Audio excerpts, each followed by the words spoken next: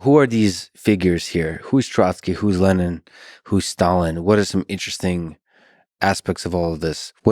Sort of just to linger on it, the personalities, the ideas that were important. Well, Trotsky came late to Bolshevism. He was really the brains in many ways of the October Revolution. He was an amazing strategist. He never forgot that he was an amazing strategist, had a very high opinion of himself. And by the way, the October Revolution, 1917, that's like a key moment.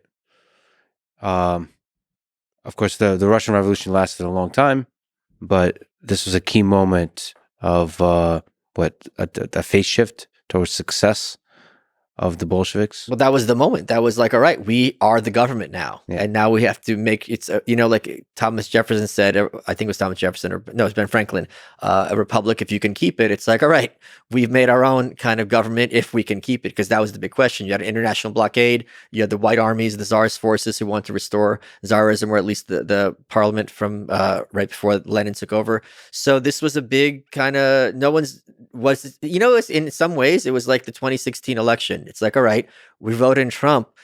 Well, what's this going to look like? Like no one had any idea of what a Trump presidency was going to look like. All we knew was this guy's on Twitter running his mouth. He's insulting people, and he's had all these views. Some are over here, some are over there. And the funny thing is, the Russians hacked both elections.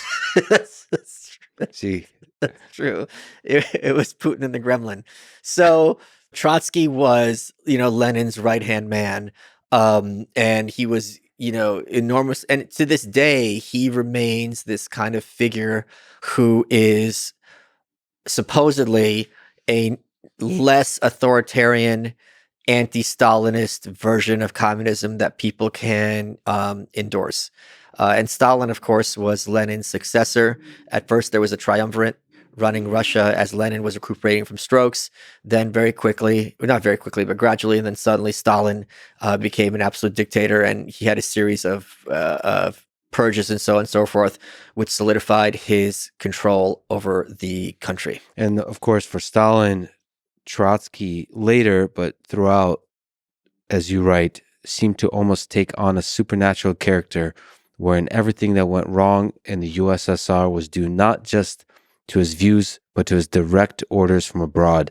And of course, George Orwell brilliantly, in probably my favorite book of his, which is Animal Farm, and also 1984, portrayed Trotsky as Snowball in Animal Farm, and Emmanuel Goldstein in 1984 is this embodiment of this evil that we always have to be fighting. And you need that in order to hold on to power. You always have to have that enemy. Right. So that's something I talk about in the White Pill as well. When things start going wrong, they always had to have scapegoats, right? And there's this Russian anecdote. What the Russians like to do is you can't say things out loud, but if you make jokes, you can say unspeakable truths. And there's this one anecdote where there's a Russian leader and things are going bad, and he looks in his drawer, and there were 2 letters from his predecessor. And he opens the first letter in a panic, and the letter says, for advice, and the letter says, blame everything on me. So he goes out there and he's like, oh, my predecessor sucked. He was terrible, blah, blah, it's his fault. And everyone's like, okay.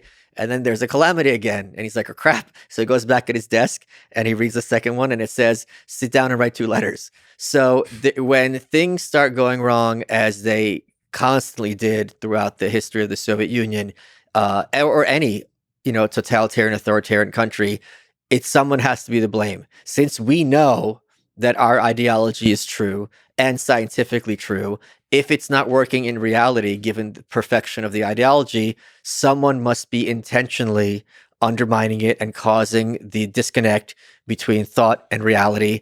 And in the Soviet Union, it was the kulaks at one point, then it was the wreckers, the doctors. It was just different. There was always someone and Trotsky was called a fascist and was accused of plotting with Hitler and all this other stuff.